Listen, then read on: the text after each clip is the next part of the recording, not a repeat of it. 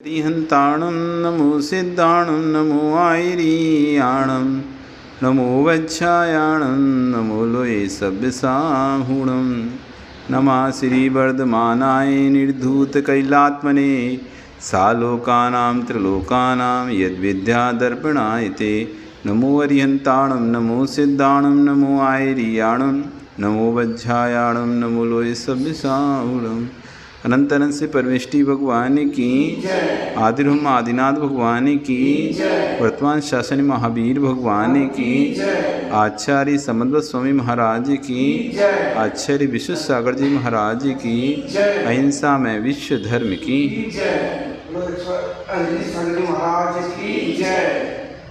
आज यहाँ पर हम 3 मूर्ताओं में गुरु मूर्ता को समझेंगे। क्या गुरु मूर्ता है, गुरु का स्वरूप क्या था, उस स्वरूप से विपरीत जो भी है वह सब मूर्ता है, उसको गुरु मानना। जो गुरु का स्वरूप नहीं है उसको गुरु मानना, ये गुरु मूर्ता कहलाती है। आज बताएंगे कैसे जीव को यदि हम गुरु मानते हैं तो गुरु मूर्ता में जाता है। हमने सब पहले गुरु का स्वरूप बताया था, विश्यासा वसाती तो निरारंभो परिग्रह ज्ञान ध्यान तपोरखता तपस्वी स प्रशस्यते। ये गुरु की परिभाषा थी। अब इस परिभाषा से विपरीत जो परिभाषा है वो गुरु मूर्ता में आती है, उसको हम आज समझेंगे क्या है गुरु मूर्ता। सा ग्रंथारंभ हिंसानां संसार आवर्तवर्तिनां पाखंडानां पुरस्कारो गेयम पाखंडी मोहिनम। सा ग्रंथारंभ हिंसानां, सा ग्रंथ यानी ग्रंथ समझते हो, ग्रंथ होता परिग्रह। ग्रंथ मतलब परिग्रह, ग्रंथ ये पुस्तक नहीं समझना, ग्रंथ से मतलब वहाँ पे परिग्रह। जो सा ग्रंथ है परिग्रह से सहित है। अब परिग्रह कितने प्रकार का होता है? परिग्रह होता है अंतरंग बहिरंग, 2 प्रकार का परिग्रह होता है। बहिरंग परिग्रह 10 प्रकार का होता है।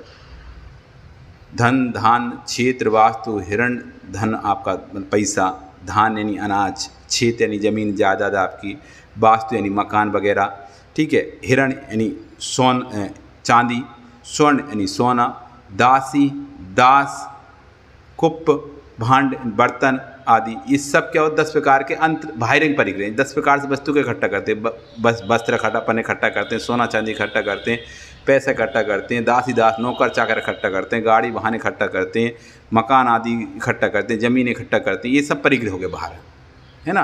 तो जिनके पास ये बहिरंग 10 प्रकार का परिग्रह कोई, अथवा अंतरंग 14 प्रकार का, क्रोध मान माया लोभ हास्य रति अरति शोक भय जुगुप्सा स्त्रीवेद पुरुषवेद नपुंसकवेद और मिथ्यात्व, ये 14 प्रकार अंतरंग परिग्रह। जो अंतरंग और बहिरंग परिग्रह में लिप्त हैं, तीव्रता में, जैसे क्रोध की तीव्रता एकदम ज्वालामुखी जैसे हो जाते हैं जरा में, तो क्रोध, अब इनके पास क्रोध परिग्रह, इनके पास तीव्र क्रोध परिग्रह, मिथ्यात्व के साथ क्रोध परिग्रह, ये मिथ्या दृष्टि हो गई।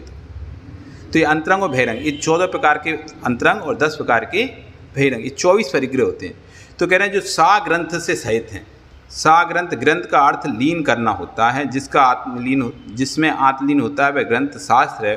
और सांसे पदार्थ आत्मलीन होता है तो मत भाव को प्राप्त होता है, उसमें लीन होता है वह सांसारिक ग्रंथ है। ये 2 प्रकार ग्रंथ, एक तो आत्म ग्रंथ हो गए जिसमें पढ़ते हैं, इसमें लीन हो जाते हैं ग्रंथों पर, और एक सांसारिक परिग्रह जो उसमें लीन है, जिसको धर्म ध्यान से कोई मतलब नहीं, ग्रंथों से क्या अध्ययन से मतलब नहीं है, ग्रंथ से मतलब है। ग्रंथ से मतलब नहीं है, ग्रंथ से मतलब नहीं, परिग्रह से जैसे मतलब है। तो कह रहे हैं ऐसे 14 प्रकार के परिग्रह। परिग्रह मतलब जो परि यानी चारों ओर से, ग्रहते यानी घृण किया जाता है, जो चारों ओर से आन दो सब जगह से आने दो लगा हुआ है, तो चारों ओर से जो घृण करने का भाव है ना, उसका नाम परिग्रह। अथवा मूर्छा का नाम भी परिग्रह है। आपके पास नहीं है तब भी चाय की इच्छा है, आपके पास मकान एक ही है लेकिन आपको लगता है मुझे 2 आना चाहिए, अथवा पड़ोसी को मुझे मिलने आना चाहिए, तो भी परिग्रह की संज्ञा में आ गया। मतलब किसी वस्तु की इच्छा, मूर्छा होना, उस पर आसक्ति होना, वो भी परिग्रह हो गया। तो कह रहे हैं परिग्रहते इति परिग्रह, अर्थात जो ग्रहण किया जाता है, इस निरुक्ति के अनुसार क्षेत्र आदि रूप बाह्य पदार्थ परिग्रह कहा जाता है। परिग्रहते अनेन इति परिग्रह, इस कर्मवाची वाचक से जिसके द्वारा ग्रहण किया जाता है वह परिग्रह। इस निरुक्ति के अनुसार बाह्य पदार्थ को ग्रहण के कारणभूत परिणाम परिग्रह कहा जाता है। मूर्छा परिग्रह, मूर्छा भाव पदार्थ होने वाले ममत का परिणाम को परिग्रह कहते हैं। तो जो परिग्रह से सहित है, सा ग्रंथ यानी परिग्रह से सहित है। अब आरंभ, सारंभ और आरंभ से सहित है। आरंभ मतलब तो प्राणी पीड़ा हेतु व्यापार, प्राणियों को की पीड़ा के लिए कोई कार्य कर रहे हैं आप, जिससे प्राणियों को पीड़ा हो रही, ऐसा कोई भी कार्य। तो प्राणी पीड़ा हेतु जो व्यापार है, प्राणियों को दुख देने वाली जो प्रवृत्ति है, उसको करना कहलाता है आरंभ। जैसे झाड़ू लगाना, पोंछा लगाना, घर के काम करना, ठीक है ना। तो इससे क्या प्राणी पीड़ा होती है ना। आपने अब महाराज बन गए तो मंदिर बनवा रहे हैं, मठ बनवा रहे हैं, कुछ बना, तो उसमें आप खड़े होकर खूब कर रहा है, गड्ढा खुदवा रहा है, ये करवा है, तो उसमें जीव को हिंसा हो रही है ना। तो आरंभ का दोष लग गया। क्या हो रहा है? आरंभ हो रहा है। आप खड़े होकर हवन कर रहे हैं या कर रहे हैं खड़े होकर, लाग जला रहे हैं, अग्नि जला रहे हैं, कुछ भी जला रहे हैं, लकड़ी तोड़ रहे हैं, पत्ती तोड़ रहे हैं, पेड़ तोड़ रहे हैं, फूल तोड़ रहे हैं, इस सब इसमें क्या हो रहा है? जीव हिंसा हो रही है। ये श्रावक की क्रियाएं, श्रावक करेगा। यदि कोई तपस्वी बनकर ये करेगा ना, तो वो इस मिथ्या तपस्वी कहलाएगा या मिथ्या साधु कहलाएगा, कुगुरु में आ जाएगा उसको, सुगुरु नहीं बोलेंगे उसको, ठीक है ना। आजीविका के साधनभूत कृषि, अब कोई बन गए महाराज, तब भी खेती कर रहे हैं, कृषि करा रहे हैं। 80 तलवार आदि चलाना सिखा रहे हैं। पहले वो जब गृहस्थ में थे तो मान लो कोई सेनापति थे या कुछ थे, तलवारबाजी आती थी अच्छी तरह से, तो अब महाराज बन गए तो हम सिखा रहे हैं कैसे तलवार चलाई जाती है। 80 मसी, सेवा, वाणिज्य, शिल्प आदि क्रियाओं को भी आरंभ कहते हैं। इनको करना या इनको करवाना, दोनों बात है। जिन कार्यों में हिंसा होती है वे सब कार्य आरंभकारी कहलाते हैं। जिन कार्यों में हिंसा होती है वे सब क्या कहलाते हैं? आरंभ के कार्य कहलाते हैं। प्रमत्त योगात प्राण रूपणों पर हिंसा, प्रमाद को ऐसे किसी भी जीव के प्राणों का विरूपण करना, उसका नाम हिंसा है। अब कह रहे हैं संसाग्रंथ आरंभ हो गए ना, जो ग्रंथ सहित हैं, आरंभ से और हिंसा से सहित हैं, सारंभ और हिंसा नाम, हिंसा से सहित हैं। फिर कह रहे हैं संसारावर्त, संसार में आवर्त कराने वाले। संसार में किसे कहते हैं? जिसमें भ्रमण किया जाता है, उसे संसरण इति संसार, जिसमें भ्रमण कर रहे हैं हम, चतुर्गति, ये संसार भ्रमण कहलाता है।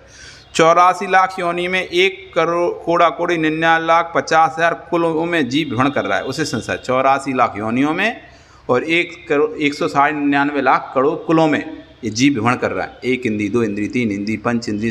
अब कितने 7 इंद्रियों की, 1 इंद्री के कुल हैं। कितने प्रकार के तुम्हें पेड़ दिखाई देते हैं, कितने प्रकार के पौधे दिखाई दे, कितनी प्रकार की घास दिखाई देती, कितने प्रकार के दिखाई दे नहीं देते। 1 इंद्री कितने प्रकार के? अनेक प्रकार की 1 इंद्री। फिर 2 इंद्री भी तुम्हें कितने प्रकार के दिखाई देते हैं, इल्ली जैसे कितने प्रकार के जीव दिखाई, जो रेंगते वाले। 3 इंद्री, चींटी जैसे चलने वाले कितने प्रकार के जीव दिखाई दे। और उड़ने वाले तो 4 इंद्री, बहुत ही प्रकार के छोटे छोटे जीव। देखो ना, बरसात में अनेक प्रकार के जीव दिखाई देते हैं, नए नए जीव दिखाई देते, बारीक बारीक, छोटे छोटे, बड़े बड़े, सब प्रकार के जीव। और पंचेंद्रिय तो हैं ही बहुत, पंचेंद्रिय बहुत जीव अलग प्रकार। तो इतनी योनि तो इनकी हो गई। फिर मनुष्यों की में भी अनेक प्रकार की जाति दिखाई देती हैं तुम्हें, अनेक प्रकार की योनि दिखाई देती हैं, अनेक प्रकार के शरीर दिखाई देते हैं। तो सब अलग अलग योनियों के शरीर में अनेक प्रकार। देवों की योनि, देवों में तो नहीं होता क्यों योनि स्थान जन्म, वहाँ पे उत्पत्ति स्थान होते हैं, तो उसी को योनि स्थान बोलते हैं, देवों के नारकियों के, ठीक है। इस तरह से 84 लाख योनियों में और 199 लाख करोड़ कुलों में जीव भ्रमण करता हुआ कर रहा है, उसे कहते हैं संसार।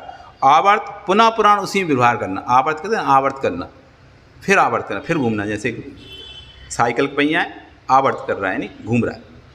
वो नोब थी, ऊपर गई, फिर नीचे आई, फिर ऊपर गई, फिर नीचे। ऐसे हम इन संसार में बार बार घूम रहे हैं। कभी नरक में जाते हैं, फिर देव बन जाते हैं, फिर मनुष्य बन जाते हैं, फिर त्रिंज बन जाते हैं, फिर निगोदी बन जाते हैं, फिर नरक बन जाते हैं, फिर देव चले जाते हैं। ऐसे चलते घूम रहे हैं पूरे समय हम इस संसार में। तो आवर्त करते, ये क्या संसार में आवर्त करने वाला।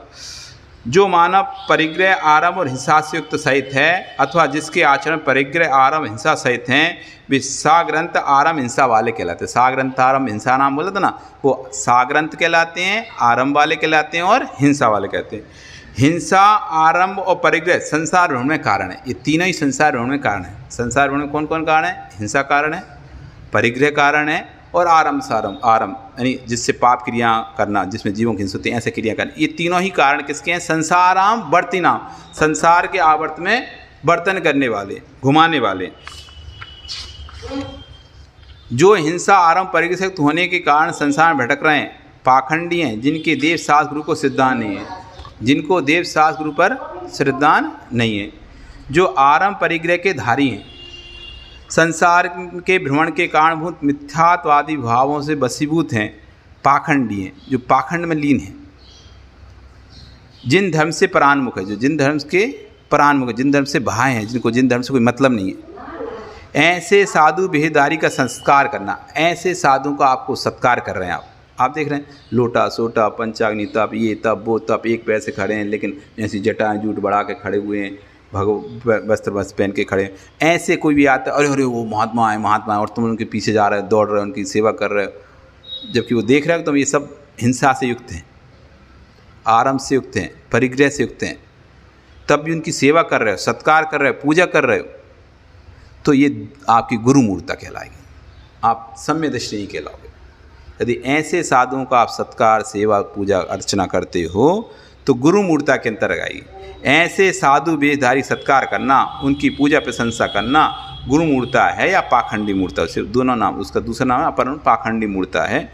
ये मूर्ता सम्यक दर्शन को मलिन करने वाली है, अतः सम्यक दर्शन का दोष है। पाकक्षन्ति रक्षन्ति पापा संसारातिथि पा आगम व्याख्यातानि खंडति इति पाखंडी। पाखंडी शब्द में से पाखंडी का अर्थ कहता है जो पापों का खंडन करे, उसका नाम। अब आजकल पाखंडी शब्द बदनाम हो गया इसलिए लेते नहीं तो पाखंडी मतलब होता है गुरु। गुरु ही एक सच्चा गुरु एक ऐसा है जो पापों का खंडन करता है, पापों को नष्ट करता है, वही सच्चा पाखंडी होता है। लेकिन अब पाखंडी अब उसमें चला गया, ये कि नेगेटिव उसमें चला गया, अरे मतलब ढोंग करने वाले को अपन पाखंडी बोलने लगे। तो वास्तव में पाखंडी सब इसलिए तो पाखंडी मूर्ता नहीं गुरु मूर्ता। गुरु मूर्ता पाखंडी नहीं, गुरु जो गुरु नहीं है उसको गुरु मान रहे हैं, इसलिए पाखंडी मूर्ता का या गुरु मूर्ता का है।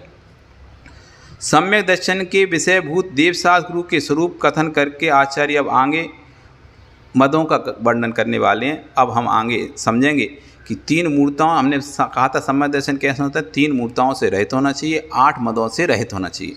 अब 3 मूर्ता तो हमने बता दी, देव मूर्ता, शास्त्र मूर्ता, गुरु मूर्ता। जो गुरु नहीं है, गुरु के भेष में है या अन्य कोई से भेष में अपने आप को गुरु कहला रहा है और आप उसको देख रहे हैं, तो आप उसमें ये देखें कि ग्रंथ से सहित है क्या, ये परिग्रह से सहित है। यदि परिग्रह से सहित है तो सच्चा गुरु नहीं हो सकता। आरंभ से सहित है, हिंसा आदि कार्यों में संलग्न रहता है, दुकान व्यापार आदि कर रहा है, बच्चों को पालन पोषण कर रहा है, घर गृहस्थी चला रहा है, वो गुरु कैसे हो सकता है। हाँ देखना आप सन्यासी तो बहुत से लार उनकी गृहस्थी सब होती है सब, और लेकिन वो गुरु के नाम से पूज रहे हैं, तो गुरु नहीं हो सकता। जिसको अपने शरीर की उसकी सजाने का शौक़ हो, जो अच्छे अच्छे कपड़े पहनता हो, अच्छे अच्छे टीका मीका लगा कर और ऐसे और पब्लिक में बैठा और गुरु के नाम से पूजा, तो गुरु नहीं हो सकता। तो आरंभ से सहित है, परिग्रह से सहित है और हिंसा में लीन है, और जो संसार में बर्तन करने के कारण है इनमें लीन है, ऐसा व्यक्ति सच्चा गुरु नहीं हो सकता। जो उसको गुरु मानकर उसको पूजाता है, उनकी सेवा करता है, अर्चना करता है, सत्कार करता है, वह गुरु मूर्ता कहलाती है। हमने ये तीनों मूर्ता समझा। अब कल हम यहाँ पर 8 मद को समझेंगे। बोली भगवान महावीर स्वामी की जय।